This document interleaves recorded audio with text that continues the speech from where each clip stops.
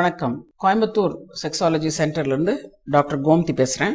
விந்து கெட்டியாக நான் மருந்து சாப்பிட்றேன், விந்து கெட்டியா இருந்தா எனக்கு சீக்கிரம் கர்ப்பம் ஆகும், எனக்கு நீர்த்து போன விந்து இருக்கிறதுனால கர்ப்பம் ஆகிறதுக்கான விந்தணுக்கள் எனக்கு இருக்கா இல்லையான்னு பயமா இருக்கு, நான் நிறைய சுய இன்பம் பண்ணிட்டேன், அதனால என்னுடைய விதைகள் சரியா ஒர்க் பண்ணுதான்னு தெரியல, இதற்காக நான் அருகில் இருக்கிற ஒரு மருத்துவர்கிட்ட வைத்தியம் பண்ணேன், என்னுடைய விந்து இப்ப கெட்டியா வருது, இது எனக்கு குழந்தைக்கு உதவும்னு நான் நம்புறேன் அப்படின்னு எல்லாம் சொல்லிட்டு நிறைய பேர் தன்னுடைய விந்துடைய குவாலிட்டியை பார்வையிலேயே அசஸ் பண்ணி அதற்கான ட்ரீட்மெண்ட்டுக்கும் போயிடுறாங்க.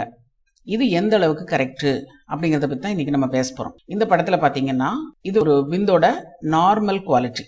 விந்து ஆண் உறுப்பிலிருந்து வெளியில வந்த உடனே அதைய எப்படி இருக்குங்கிறத இந்த டிஷ்ல வச்சு காமிக்கிறாங்க. இது நீர்த்து போன விந்து, இது ஓரளவுக்கு சராசரியான விந்து.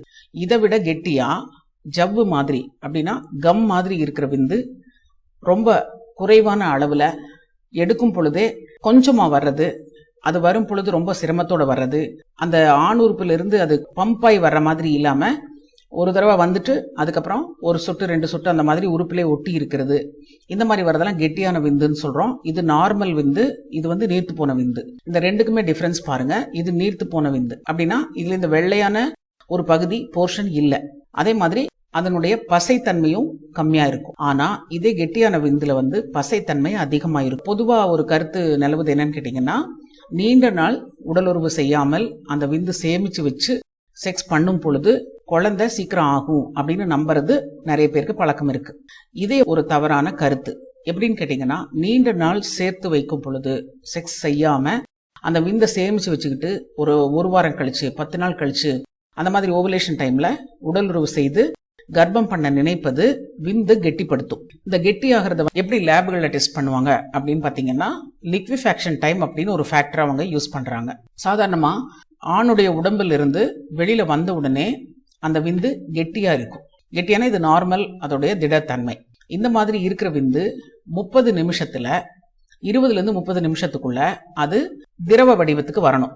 பெண் உறுப்புக்குள்ள போய் அந்த விந்து விழுந்த பின்ன 20ல இருந்து 30 நிமிஷத்துக்குள்ள திரவத்தன்மை அடைந்தால்தான் இதுல இருக்கிற விந்தணுக்கள் வெளியில வந்து கர்ப்பம் ஆவதற்கான ஒரு ஓட்டத்தை துவங்க முடியும். இதே கெட்டியா இருந்தது அப்படின்னா உங்களுடைய விந்து கவுண்ட்ல லிக்விஃபேக்ஷன் டைம் அப்படிங்கிறது அதிகமா போட்டிருந்தாங்கன்னா, 30 நிமிஷத்துக்கு மேல ஒரு 40 நிமிஷம் இல்ல 1 மணி நேரம் அந்த மாதிரி போட்டிருந்தாங்கன்னா அது விந்து கெட்டியா இருக்குன்னு உங்களுக்கு உணர்த்துது. இப்ப இந்த பார்வையிலே நீங்க இதை அசஸ் பண்ணலாமா அப்படின்னு கேட்டா, நீங்க பார்த்து இது எனக்கு கெட்டியா இருக்கு, நார்மலா இருக்கு, இல்ல நீர்த்து போயிருக்குன்னு பயப்படாதீங்க. அதைய முறையா டெஸ்ட் பண்ணி கொடுக்கக்கூடிய லேப், சாதாரணமா நீங்க பிளட் டெஸ்ட் எடுக்கிற லேப்லயே இதை கொடுத்து நீங்க டெஸ்ட் பண்ணிக்கலாம்.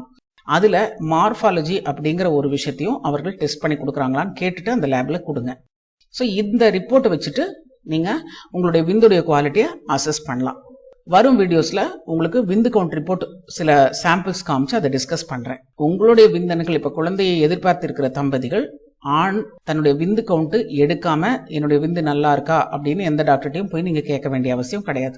டாக்டர்கிட்ட போய் எனக்கு விந்து கவுண்ட்டுக்கு எழுதி கொடுங்க அப்படின்னு சொல்லி அவர்கள்ட்ட மார்பாலஜி அப்படிங்கிற ஒரு விஷயம் பண்ணக்கூடிய லேப்ல போய் நீங்க டெஸ்ட் எடுத்துட்டு அந்த ரிப்போர்ட்டை ரீட் பண்ணி பார்த்துட்டு உங்களுடைய மனசை சமாதானப்படுத்திக்கிறது நல்லது.